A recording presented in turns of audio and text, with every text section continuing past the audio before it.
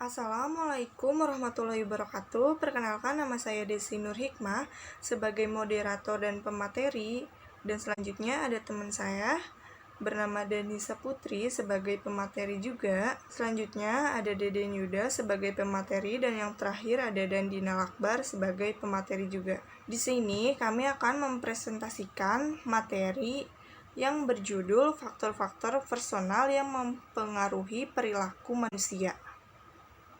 Oke, langsung saja. Yang pertama yaitu ada perilaku manusia. Nah, pengertian perilaku itu dalam Ensiklopedia Amerika, yaitu perilaku adalah suatu aksi reaksi seseorang atau organisme terhadap lingkungannya. Perilaku akan terjadi apabila ada sesuatu hal yang diperlukan untuk menimbulkan reaksi subjek, yakni disebut dengan rangsangan. Oleh sebab itu, rangsangan tertentu akan menghasilkan suatu reaksi atau perilaku tertentu. Perilaku merupakan hasil daripada segala macam pengalaman serta interaksi manusia dengan lingkungannya sendiri. Nah, yang terwujud dalam bentuk pengetahuan, sikap, dan tindakan. Selanjutnya yaitu ada jenis perilaku. Nah, perilaku manusia itu bisa dibedakan menjadi dua. Yang pertama, refleksif dan non-refleksif. Apa sih refleksif itu? Nah, refleksif itu adalah perilaku yang terjadi karena reaksi secara spontan terhadap stimulus yang mengenai organisme tersebut. Misalnya, yaitu reaksi kedipan mata bila terkena sinar, gerak tangan bila terkena sentuhan palu, menarik jari bila jari terkena api, dan sebagainya.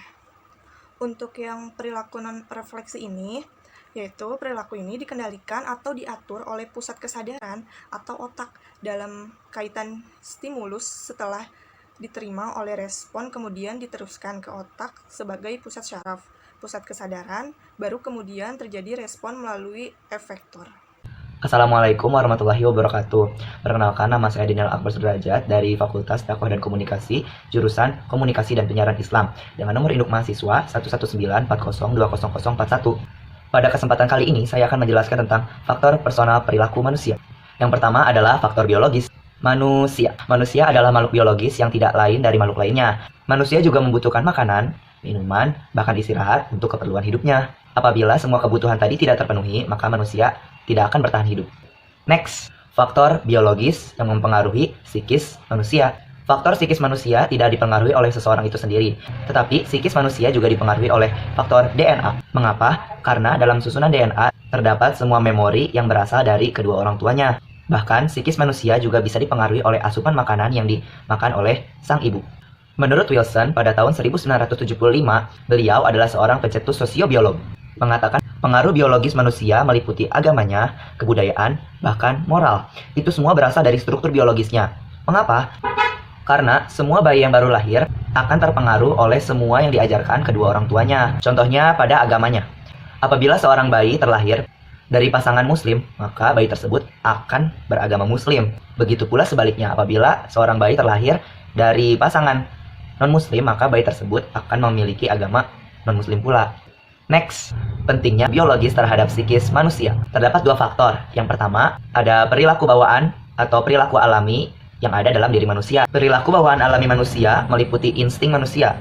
Seperti contohnya, apabila seseorang berada dalam kondisi yang membahayakan, maka orang tersebut akan secara alami berlari atau meninggalkan tempat tersebut untuk mencari situasi yang lebih aman. Yang kedua, apabila seseorang merasa lapar, maka orang tersebut akan mencari makanan untuk dimakan. Yang kedua, motif biologis. Motif biologis diantaranya kebutuhan makanan, minuman, istirahat, kebutuhan memelihara kelangsungan hidup, bahkan reproduksinya.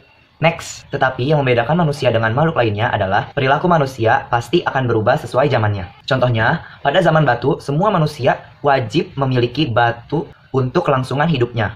Mulai dari berburu, memasak, bahkan sampai tempat tinggal mereka dari batu.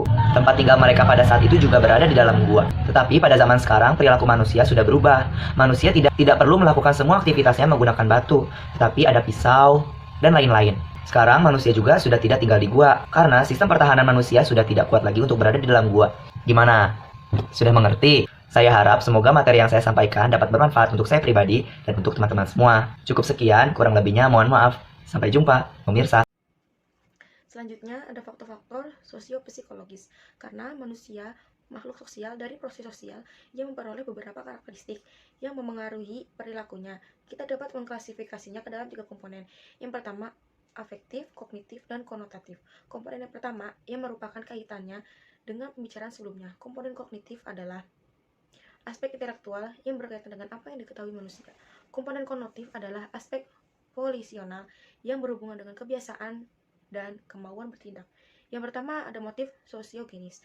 Motif sosiogenis sering juga disebut motif sekunder sebagai lawan motif primer atau motif biologis.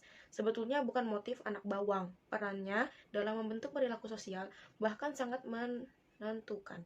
Berbagai klasifikasi motif sosiogenis disajikan di bawah. Yang pertama ada motif ingin tahu. Maksudnya mengerti, menata, dan menduga. Setiap orang berusaha memahami dan memperoleh arti dari dunianya. Kita memerlukan kerangka rujukan untuk mengevaluasikan situasi baru dan mengarahkan tindakan yang sesuai. Yang kedua ada motif kompetensi. Setiap orang ingin membuktikan bahwa ia mampu mengatasi persoalan kehidupan apapun. Perasaan amat mampu bergantung pada perkembangan intelektual, sosial, dan emosional. Yang ketiga ada motif cinta. Sanggup mencintai dan dicintai adalah hal esensial bagi pertumbuhan kepribadian. Orang ingin diterima di dalam kelompoknya sebagai anggota sukarela dan bukan orang yang sukarela. Kehangatan persahabatan, ketulusan kasih sayang, penerimaan orang lain yang hangat amat dibutuhkan manusia.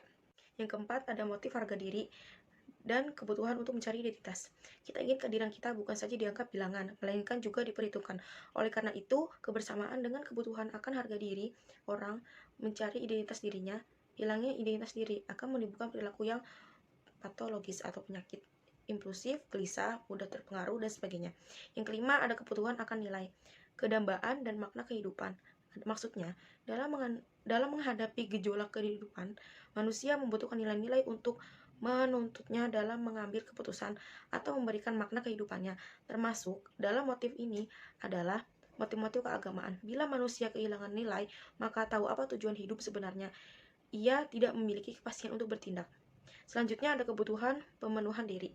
Kita bukan saja mempertahankan kehidupan, kita juga ingin meningkatkan kualitas kehidupan kita, ingin memenuhi potensi-potensi kita. Dengan ucapan Maslow sendiri, what I mean can be, must be. Kebutuhan akan pemenuhan diri dilakukan melalui berbagai bentuk. Yang pertama, mengembangkan dan menggunakan potensi-potensi kita, seperti dengan seni, musik, sains, atau hal-hal yang mendorong ungkapan yang kreatif. Yang kedua ada memperkarya kualitas kehidupan dan memperluas rentan dan kualitas pengalaman serta pemuasan, misalnya dengan jalan dharma wisata. Ketiga ada membentuk hubungan yang hangat dan berarti dengan orang lain di sekitar kita. Dan yang terakhir ada berusaha memanusia menjadi persona yang kita dambakan. Kedua, ada sikap. Sikap adalah konsep yang paling penting dalam psikologi sosial. Sikap adalah kecenderungan bertindak, berpersepsi, berpikir, dan merasa dalam menghadapi objek, ide, situasi, atau nilai. Sikap bukan perilaku, tetapi merupakan kecenderungan untuk berperilaku dengan cara-cara tertentu terhadap objek sikap. Objek sikap boleh berupa benda, orang, tempat, gagasan, atau situasi atau kelompok. Terima kasih. Faktor sosiogenesis yang selanjutnya adalah emosi. Emosi adalah kegoncangan yang dialami setiap individu ketika menghadapi sesuatu yang disertai dengan gejala-gejala berupa perilaku, kemudian kesadaran, dan juga gejala-gejala fisiologis lainnya. Emosi sendiri kurang lebih memiliki 4 fungsi. Pertama ada sebagai pemberi energi ataupun energizer, pemberi informasi ataupun sebagai messenger. Kemudian juga ada sebagai pembawa pesan komunikasi dalam komunikasi intrapersonal. Keempat, ada sebagai sumber informasi akan keberhasilan ataupun pencapaian yang berhasil kita raih. Kemudian ada kepercayaan. Kepercayaan di sini bukan kepada hal-hal gaib, melainkan lebih kepada hal-hal yang kita anggap sebagai suatu kebenaran. Hal-hal yang kita anggap adalah sesuatu yang kita percayai adanya dan faktanya memang ada gitu, dan berlandaskan pada data-data yang sesuai dan kita percaya juga. Kemudian ada kebiasaan. Kebiasaan ini adalah perilaku yang terus-menerus kita ulang secara sadar ataupun tidak. Kebiasaan ini biasanya berdasarkan kepada suatu perilaku yang sudah mengalami pelaziman dalam hidup kita. Kemudian terakhir ada kemauan. Kemauan ini adalah bisa dikatakan adalah suatu suatu cara ataupun usaha yang kita lakukan untuk meraih sesuatu. Kemauan ini pun juga biasanya adalah hasil dari keinginan kita untuk mencapai suatu tujuan sehingga mengorbankan nilai-nilai yang lain dan berfokus pada tujuan tersebut. Kemudian juga kemauan ini pun berdasarkan akan suatu pengetahuan yang telah kita miliki untuk mencapai tujuan-tujuan tersebut. Kemudian juga ini dipengaruhi oleh kecerdasan dan energi yang diperlukan untuk mencapai tujuan kita. Kemauan pun juga dipengaruhi kembali oleh pengeluaran energi yang kita lakukan. Sampai di sini materi yang bisa kami sampaikan, semoga bermanfaat dan bisa dimengerti oleh teman-teman semuanya. Wassalamualaikum warahmatullahi wabarakatuh.